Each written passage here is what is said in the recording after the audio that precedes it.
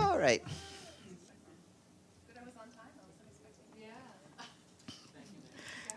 We try and keep you surprised. Always keep you on your toes. All right. Good afternoon, everyone. This morning, the Special Envoy to Yemen, Hans Grundberg, briefed Security Council members on recent developments in the country and on his mediation efforts between the government of Yemen and Ansar Allah, including his ongoing engagements with the regional member states. Mr. Grundberg said the sides continue to display general willingness to seek solutions, but this still needs to be translated into concrete steps, and he called on the parties to refrain from escalatory rhetoric. Also briefing the Council, Edem Wosornu, Director of Operations and Advocacy in the Office for the Coordination of Humanitarian Affairs, said that this year, humanitarians aim to provide support to more than 17 million people in need across Yemen. However, this work is being severely hampered by critical funding shortages. And just to flag that the World Food Programme recently announced the suspension of its malnutrition prevention activities across Yemen, starting from this month, with more cuts expected in the coming months if funds are not urgently received. Ms. Wosornu warned that the cost of inaction, particularly for children, is steep. And this afternoon at 3 p.m., the Security Council will hold a meeting on the situation in the Nagorno-Karabakh region. Edem Wosornu is expected to brief Council members at that meeting. The Undersecretary General for Peace Operations, Jean-Pierre Lacroix, will travel to Mali from the 17th to the 19th of August. During his visit, Mr. Lacroix will meet with the Malian authorities and stakeholders to discuss progress on the plan for the gradual and orderly withdrawal of the UN mission, MINUSMA, by the 31st of December, as well as the handing over of tasks to the Malian authorities, the UN country team, and UNOWAS, as per Security Council Resolution 2690. Mr. Lacroix will also meet with UN personnel and extend his appreciation to them for their dedication and sacrifice over the years in the service in support of the people of Mali. Regarding the withdrawal, we can confirm that a convoy carrying peacekeepers and equipment from its barrack camp in Timbuktu region, as part of the withdrawal process, reached Timbuktu city safely on Tuesday. And our peacekeeping colleagues in Mali report that one of their convoys traveling from Menaka to Gao as part of the MINUSMA withdrawal process came under fire from unidentified armed elements yesterday evening. Fortunately, no injuries to peacekeepers were reported. The convoy was carrying personnel from the Niger military contingent and Togolese foreign police unit, as well as equipment. MINUSMA condemns this act and reminds that any attack against peacekeepers could constitute war crimes under international law. I have an update from the Democratic Republic of the Congo, where our peacekeeping colleagues continue to report activity by the Codeco armed group. Yesterday, the mission deployed peacekeepers to protect civilians in Lida village, about 12 kilometers from Jugu territory in Ituri province, in response to a community alert about clashes between Codeco and Zaire combatants. Peacekeepers fired warning shots, leading the silence to withdraw. They also deployed patrols to 2 other locations around the same area to enhance the protection of civilians. In coordination with the Congolese armed forces, the mission escorted some of the civilians who had fled back to their village. In the Central African Republic, our peacekeeping colleagues in Bangui tell us they have facilitated round 2 of the voluntary repatriation of 15 ex-combatants of the Lord's Resistance Army and their families to Uganda this week. The ex-combatants, who have been living in the Central African Republic for the past 15 years, returned to Entebbe on a special flight as part of an operation supported by the mission, in coordination with the governments of the Central African Republic and Uganda, as well as several non-governmental organizations. We reported on the first phase of this operation last month, during which 61 ex-combatants and their families were voluntarily repatriated by the mission to Uganda. In Niger, our humanitarian colleagues are concerned about the potential impact of the ongoing crisis on the food security situation. Before the coup, over 3 million people were already severely food insecure, and according to the World Food Programme, some 7.3 million food insecure people could see their situation worsen due to the unfolding crisis. Humanitarian exemptions to sanctions and border closures are required to avert a rapid deterioration of the food security and malnutrition situation. The response plan for Niger currently seeks $584 million in funding, but only 39% of that has been received. We have some updates for you on the humanitarian response in Sudan. Over the past 3 months, the Office for the Coordination of Humanitarian Affairs has facilitated the movement of more than 1,000 trucks carrying relief supplies to different parts of Sudan, despite the ongoing fighting. Those trucks have delivered more than 44,000 tons of humanitarian assistance to East Darfur, Khartoum, the Kordofans, and several other states. Yesterday, a humanitarian convoy from Port Sudan arrived in the capital of East Darfur, Ad-Duain, carrying nutrition and medical supplies as well as water, sanitation, and hygiene supplies. These items from UNICEF and the World Health Organization will support people displaced by the conflict and the communities hosting them. Some of the trucks in this convoy were bound for Nyala, the capital of South Darfur, but clashes in that area are hampering the delivery of humanitarian supplies at the moment. We continue to call for the fighting to stop so that aid can reach those who desperately need it. The UN Conference on Trade and Development today launched its Economic Development in Africa report, showing that African economies can become major participants in global supply chains by harnessing their vast resources of materials needed by high technology sectors and their own growing consumer markets. The report highlights that creating an environment conducive to technology-intensive industries would help raise wages on the continent, currently set at a minimum of $220 per month, compared to an average of $668 per month in the Americas. UNCTAD also notes that Africa needs more investment in renewable energy to help bridge the significant investment gap and tackle other obstacles to the manufacturing of solar panels on the continent. Currently, only about 2% of global investments in renewable energy go to Africa. The full report is available online. And last, I've got a quiz. Where on earth could you ride the world's longest train? This train is up to 3 kilometers, or 1.8 miles in length. It travels on a single track of 704 kilometers, or about 437 miles, and has between 200 and 300 freight carriages. It weighs up to 84 tons, which makes it the longest and heaviest train in the world. And as a hint, it links the iron mining center of Zouarat with the port of Nouadhibou. Yeah, I wouldn't have gotten it either. Northwest Africa. So that's like Tunisia? Getting close. Nope, it's Mauritania. Okay, all right. Yes, the Mauritanian iron ore train is the one in question, and it's because of Mauritania's full payment to the regular budget that we're bringing it to your attention. Many thanks to our friends in Nouakchott for taking us to 130 fully paid up nations. And with that, I can take your questions. Yes, Edie.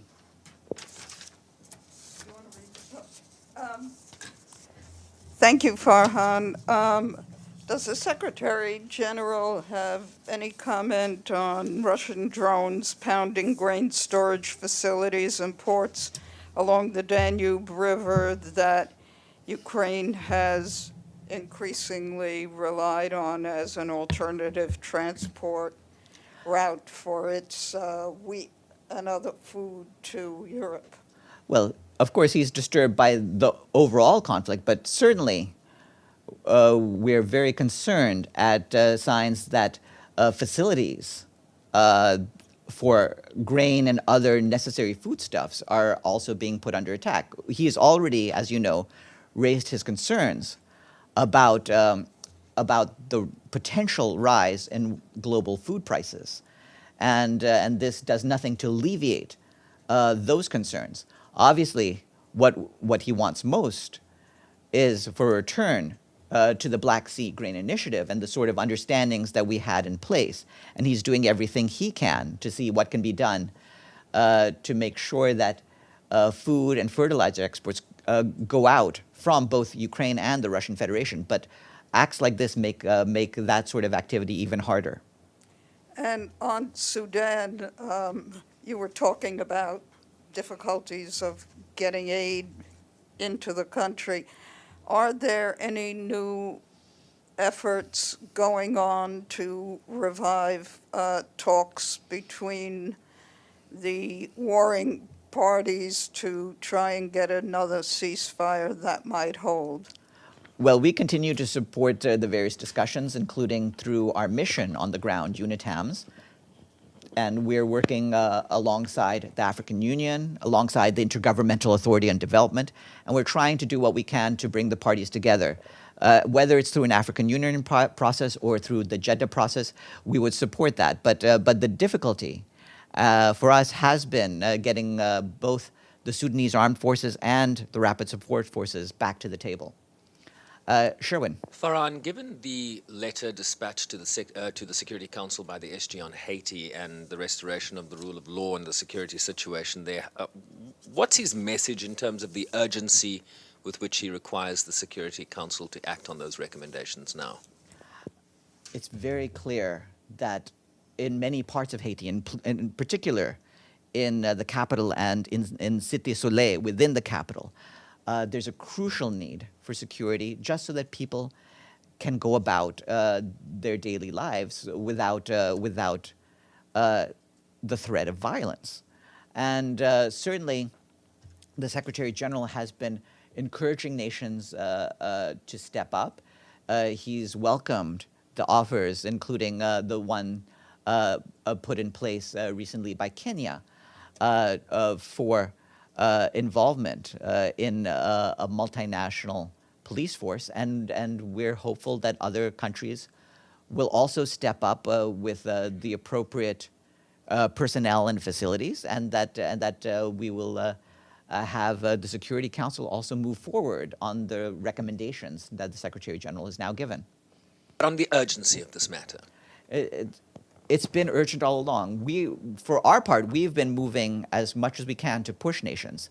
We know that it's hard to gather and deploy forces, but and we've appreciated whatever contributions have come in. But it is urgent, and it has been for some time. Think of the people who can't walk out onto the streets without the fear of violent activity from different criminal gangs. Abdelhamid. Thank you, Farhan. Ceasefire has been holding in Tripoli. Did the UN play any role in this, in the negotiation for the ceasefire, and what role the UN did play? We have been part of a larger group of people. As you know, we and other parties, including countries in the region, have been working to try to get the two different groups in Libya to work together. Obviously, we're continuing to do that, including through the Special Representative, Abdoulaye Batali, and I would just refer you to the statement he put out 2 days ago about the latest violence. Can I continue? Yeah, you can have on Western Sahara, we haven't heard from de Mistura for a long time. Where is he located physically? Did he visit Morocco, or was he not welcomed in Morocco? What's going on with Mr. de Mistura? He's in touch with the parties. When we have the next travel to the region to report to you, we'll let you know. But did he visit Morocco since he took office? I don't have any particular travel to confirm. When he has his official travel to the region, I'll let you know. Linda. Thank you, Farhan. Going back to Haiti, you mentioned that Kenya, of course, has offered to provide police to an international force. I was wondering if there are any details about that. I mean, has Kenya indicated how many police or troops it's willing and can provide, and also when those troops or police would be ready, of course, once the Security Council approves everything? Well, in terms of Kenya's offer, we have already expressed gratitude for the solidarity expressed by the Kenyan government in contemplating the deployment of a contingent of 1,000 police officers to help train and assist the Haitian National Police. On that, the Secretary General reiterates his call to the Security Council to support such a non-UN international operation, and he encourages member states, particularly those from the region, to also support this operation. Just following up, has Kenya actually indicated when these police would be ready? That's really a question for the Kenyan government, not for me. Kristen. Following up on that, given initially the Secretary General had appealed to other countries, is Kenya, and given in his report he's called for a force with military capabilities, robust reaction to get the situation under control. Is Kenya up to that job in his view, or are more troops needed? And then I have a second question as well.